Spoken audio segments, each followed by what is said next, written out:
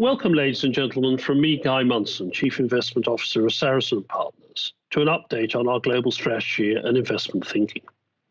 On slide 2, you will see some tables, some charts outlining the progression of the virus over the last few days and weeks. Total cases at 213,000. They have doubled in just 12 days versus 3 months to reach the first 100,000. But there is some small good amounts of good news. If you look at the light blue line, which shows Chinese infections, not only are these flatlined at 81,000, but only 9,000 of those now remain infected as the virus leaves their body. On the right-hand side, you can see the progression of confirmed cases by region, and you can see Italy leading alarmingly the rest of Europe, not peaking yet, but that wave rolling through at an albeit slower rate through Europe, the Americas, and Asia. We have tried to model the impact of this. We did so for China in our last talk, this time globally. We've looked at the exposure of the world economies to the service industries, which are the principal ones being hit at present.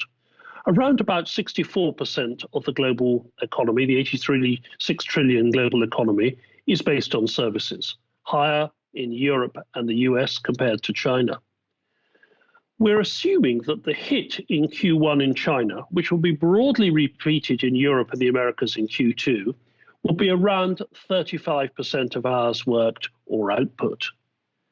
Modeling that, and modeling then a recovery to somewhere around 90 to 95% capacity rates back in Q2 and Q3, we assume a drawdown in the overall world economy, and these are, remember, preliminary numbers, of about 3.7% of GDP for full year 2020. 5.5% on worst case if recovery doesn't come through, or a resurgence in Q3, Q4 as winter comes. And on the bull case, minus 3%, which would assume a faster than expected return to work in Europe and the Americas. And about a 1.8% drop in GDP that we saw in the great financial crisis. So we're looking at numbers that are very material. They're almost double what we saw in 2008-9. But there will be a response.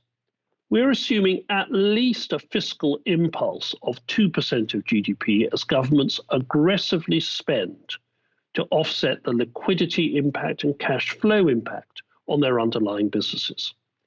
The vast range of programs, which have been hugely accelerated as policymakers move into top gear this week, have, I think, been right and helpful.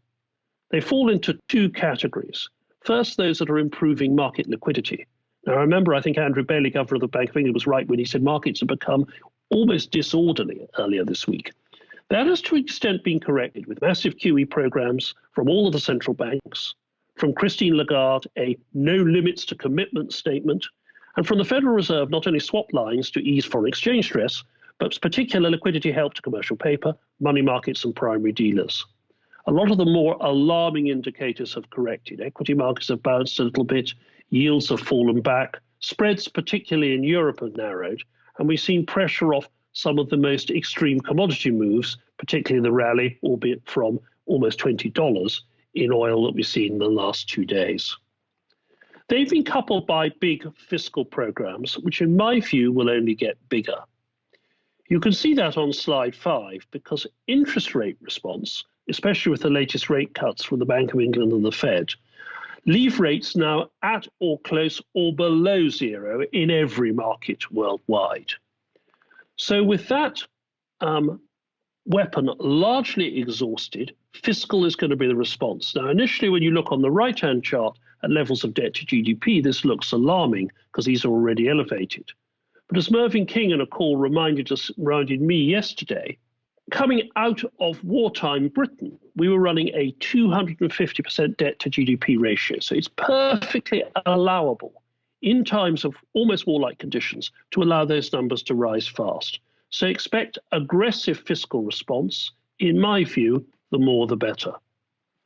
How have equity markets and financial markets reacted?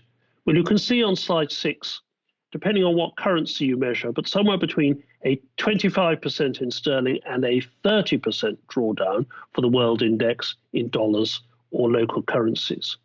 Even worse returns coming out of the UK, and certainly at Saracen, we've benefited very much from our global perspective. Bond markets volatile, but still delivering positive real returns, and gold, despite a sharp correction in the last week or two, still a strongly outperforming global asset and a major part of our alternatives portfolio. Volatility has been extreme. You can see on the right that the VIX index peaked above the Lehman's highs briefly in the middle of last week. That, I'm glad to say, is now subsiding. Turning to slide 7, two markets have remained relatively stable. First, the FX markets have shown relatively little volatility. Yes, the euro a little bit weaker against the dollar, but broadly we haven't seen the panicked flight to the US currency, with the possible exception of sterling, where we saw a quite sharp drawdown. That, of course, has been beneficial to our global accounts because in sterling terms, our global equities have to an extent been protected where currency hedging permits. On the right, you can see another market that has been broadly stable, which is the sterling corporate bond market. Now, liquidity's been poor, high yields been poor, leveraged loans have been poor, but actually the backup in investment grade corporate bonds, which we primarily own, is quite modest relative to the stresses that we saw in the Lehman's crisis. Where does this leave us in summary? We moved proactively 3 weeks ago to sharply reduce our overweight to a neutral position in equities, which allowed us to take some risk off the table. From that point, we instructed managers to broadly not buy the dips, so we haven't been adding to exposure.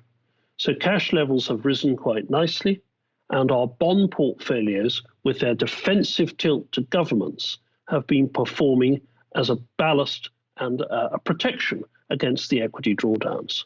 Now, that doesn't mean that we've avoided some sharp corrections, but broadly, portfolios have outperformed their benchmarks, and equity portfolios themselves, with their global exposure, ex-energy exposure, and low exposure to cyclicals, have been relative outperformers.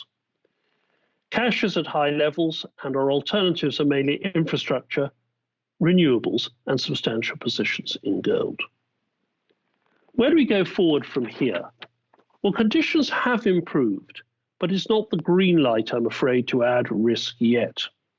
We will be asking our managers to look at some of their stress positions, compare them against our economic scenarios, look at the P&L, analyze the cash flow and balance sheet, review the debt profile to see how they could fund, is the dividend intact, and if they need capital, where do they get it? If those answers are positive, then there are potential positions to add exposure back, particularly if they're in some of our new themes that embrace what we think will be a new home working, a new climate aware, and a new health aware society in the years ahead. Thank you.